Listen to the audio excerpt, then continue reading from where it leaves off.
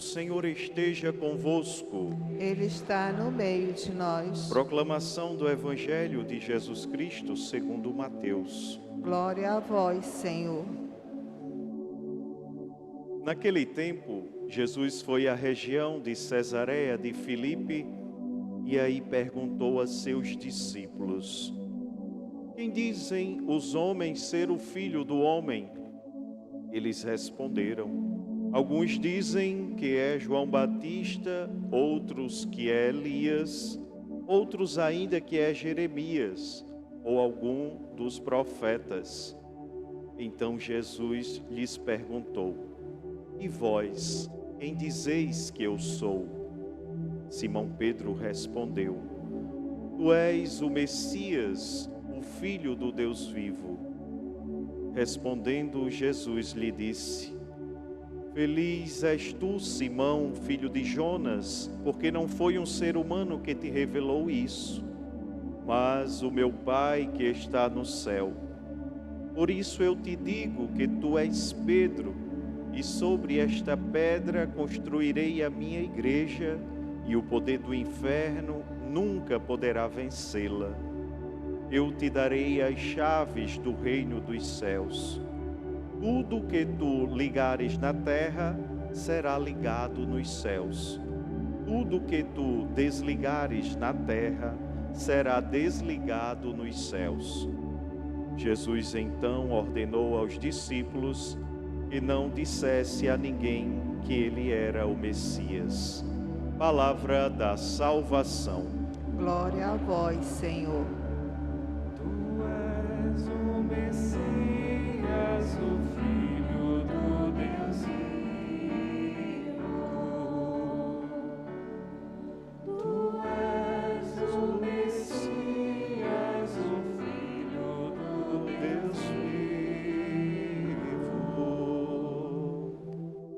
Amados irmãos e irmãs, o núcleo da reflexão que a liturgia da palavra desse 21º domingo do tempo comum nos propõe, estão dois temas à volta dos quais se constrói a estrutura toda a existência cristã. Primeiro, a pessoa de Jesus Cristo. Segundo, a Igreja. A primeira leitura mostra como se deve concretizar o poder das chaves. Aquele que detém as chaves não pode usar a sua autoridade para concretizar interesses pessoais, para impedir aos seus irmãos o acesso aos bens eternos. Pelo contrário, mas ele deve exercer o seu serviço como um pai que procura o bem dos seus filhos, com solicitude, com amor e com justiça. O texto convida-nos a uma reflexão sobre a lógica e o sentido do poder. Sugere que o poder é um serviço à comunidade. Quem exerce o poder deverá fazê-lo com consciência e estar sempre a serviço da comunidade. O texto ainda ele sugere que este serviço à comunidade seja sempre acompanhado de muita solicitude, de muito cuidado, de muito zelo, com muita bondade e compreensão, também tolerância e misericórdia. A firmeza, como assim a firmeza de um pai tem para o seu filho, como o pai conduz e orienta a sua família. Nessa perspectiva, o serviço da autoridade, ela não é uma questão de poder, mas uma questão de amor. Aí está a chave de leitura da primeira leitura. O serviço, ele deve estar à disposição do amor ao outro, ao próximo. E será impensável considerar que alguém pode desempenhar com êxito cargos de responsabilidade se não for guiados pelo amor. É esta mesma lógica que nós cristãos devemos exigir e, acima de tudo, devemos testemunhar com a nossa vida, seja no exercício do poder que, por acaso, oferecemos à comunidade externa, seja no exercício do poder no âmbito da comunidade cristã, na igreja, nas pastorais, nos movimentos e nos serviços. E o evangelho de hoje, o evangelho de São Mateus, convida os discípulos de Jesus Cristo a aderirem e a acolhê-lo como o Messias, o Filho do Deus vivo.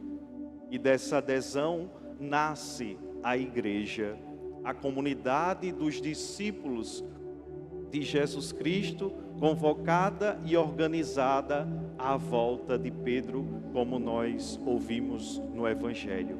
Meus irmãos, a missão da igreja é dar testemunho da proposta de salvação que Jesus veio trazer. A igreja e a Pedro é confiado o poder das chaves, isto é, de interpretar as palavras de nosso Senhor Jesus Cristo, de adaptar os ensinamentos de Jesus com os desafios do mundo e de acolher na comunidade todos aqueles que aderem à proposta de salvação que Jesus oferece. Poderíamos então nos perguntar: quem é Jesus? O que é que os homens dizem de Jesus?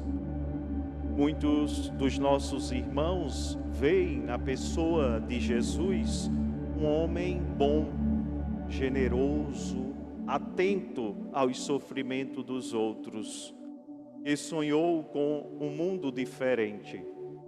Outros veem Jesus um admirável mestre de moral, que tinha uma proposta de vida interessante, mas que não conseguiu impor os seus valores. Alguns veem Jesus como um admirável condutor de grandes massas, que acendeu a esperança nos corações das multidões carentes e órfãs, mas que passou de moda, foi um tempo quando as multidões deixaram de se interessar pelo fenômeno, esqueceu. Estas visões, meus irmãos caríssimos, apresentam Jesus como um homem, embora um homem excepcional, como foi, que marcou a história e deixou a recordação eterna. Para os discípulos, em especial a Pedro, que faz hoje esta belíssima profissão de fé, é diferente. O primeiro Papa afirma que Jesus foi bem mais do que um homem. Ele foi e é o Messias, o Filho do Deus vivo. Defini-lo dessa forma significa reconhecer em Jesus o Deus que o Pai enviou ao mundo com uma proposta de salvação e de vida plena, destinada a todos os homens, não mais a um povo, mas a todos. A salvação oferecida por Jesus Cristo, o Deus vivo, é para todos. A proposta, meus irmãos, que ele apresentou não é apenas uma proposta de um homem bom, generoso, clarividente, que podemos admirar de longe e aceitar ou não. Mas é uma proposta de Deus destinada a tornar cada homem ou cada mulher uma pessoa nova, capaz de caminhar ao encontro de Deus e de chegar à vida plena de felicidade sem fim. É este o desejo de Deus para a nossa vida, que alcancemos esta salvação tão almejada, tão gratuita, que chega a todos nós, e possamos aceitar e vivenciar na nossa vida, para que tenhamos de fato esta felicidade sem fim, a vida plena.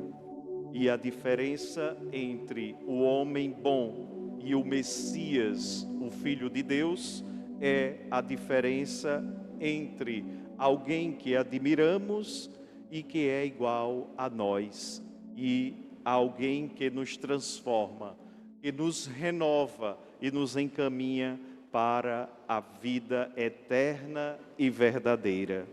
E vós, quem dizeis que eu sou?